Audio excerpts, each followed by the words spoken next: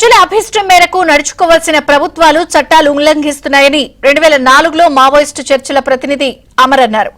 అడవుల్లో ఉన్న ఖనిజ సంపదను దోచుకునేందుకే మావోయిస్టులతో ప్రభుత్వాలు చర్చలు జరపడం లేదని ఆయన ఆరోపించారు. చట్టాలను ఉల్లంఘించడం, ప్రజలపై దాడులు చేయడం సరికాదు అంటున్న అమర్తో మా ప్రతినిధి నవీన్ ఫేస్ టు ఫేస్.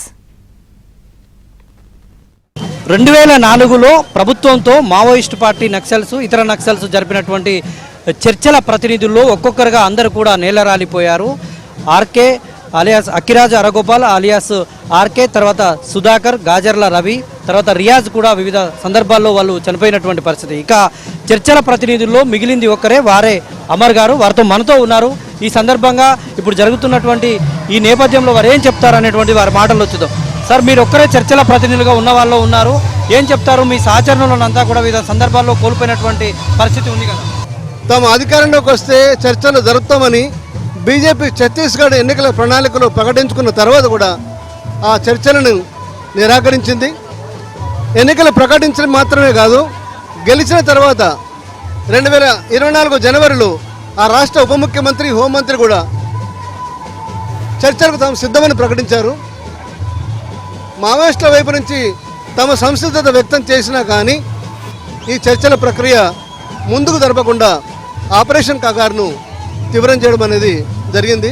ఈ ఆపరేషన్ కగార్ యొక్క క్రూరమైన దాడిలోనే ప్రధానంగా ఇద్దరు కామ్రేడ్ సుధాకర్, కామ్రేడ్ గణేష్ అమరులు కావడం జరిగింది. కామ్రేడ్ ఆర్కే అనారోగ్యంతో మరణించాడు. కామ్రేడ్ రియాజు ఒక కోవర్ట్ వలలో చిక్కుకొని అనూహ్యంగా ఆ కామ్రేడ్ కూడా ఎన్కౌంటర్ పాలయ్యాడు. అందువల్ల ఈరోజు చర్చలు జరగకపోవడానికి ప్రధానమైన కారణం నేను భావిస్తుంది ఏంటంటే, దండకార్యం యొక్క అపారమైన ఖనిజ సంపదను, ఆ ఖనిజ సంపదను కట్టబెట్టడానికి జరిగిన అనేక అక్రమ ఒప్పందాలను బయటకు రాకుండా కాపాడుకోవడం కోసం మాత్రమే ఈ చర్చల ప్రక్రియను వాళ్ళు మొండిగా నిరాకరిస్తున్నారు. ఏ రాజ్యాంగం అనుమతించని విధంగా, ఏ పార్లమెంటు అనుమతించని విధంగా భౌతికంగా నిర్మూలిస్తామని కూడా, భౌతికంగా 2026 మార్చి కల్లా మావోయిస్టులను నిర్మూలిస్తామని సాక్షాత్ ఒక దేశ హోంమంత్రి ప్రకటించడం అనేది ఇది రాజ్యాంగ విరుద్ధమైన చర్య. అందుకోసమే ఈ ఘోరమైన భావనతోటి వాళ్ళు నిర్మూలిస్తామనేటువంటి ప్రకటనతో ముందుకు పోతున్నారు. కానీ మావోయిస్టులు అనేది వ్యక్తులు కాదు, ఈ సమాజంలో ఒక పోరాట శక్తులు అవి. అందువల్ల ఈ దేశంలో ఆకలిని, దరిద్రాన్ని, దోపిడీని నిర్మూలించినంత కాలం మావోయిస్టులు కానీ, విప్లవకారులు కానీ, తిరుగుబాటుదారులు కానీ పుడుతూనే ఉంటారు.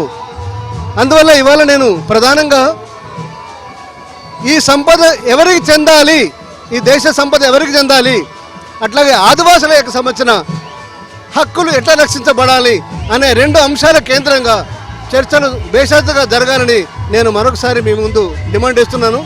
ఇవాళ ఈ నలుగురు శాంతి సమరానికి ప్రతినిధులుగా ఉన్నటువంటి ఈ నలుగురు కూడా మనకు అప్పగించిన బాధ్యత ఏంటంటే ఈ దేశాన్ని దోపిడీ పీడల నుండి కాపాడుకోవడం అనేది. ఆ కాపాడుకోవడం కోసం ఇవాళ అనేక భిన్నాభిప్రాయాలు ఉన్నప్పటికీ కూడా విప్లవకారులందరూ కూడా ఒక తాటిపైకి వస్తున్న కాలం, అలాగే చర్చలు జరగాలని మిగతా రాజకీయ పార్టీలన్నీ కూడా ఒక అభిప్రాయానికి వస్తున్న కాలంలో దీన్ని మొండిగా నిరాకరిస్తున్నటువంటి ఈ హంతక చర్యలు శాశ్వతంగా కొనసాగాయని నేను తెలియజేస్తున్నాను. వీడియో జర్నలిస్ట్ జగదీష్తో నవీన్, ఏబిఎన్ ఆంధ్రజ్యోతి, వెలిశాల, బుప్పలపల్లి.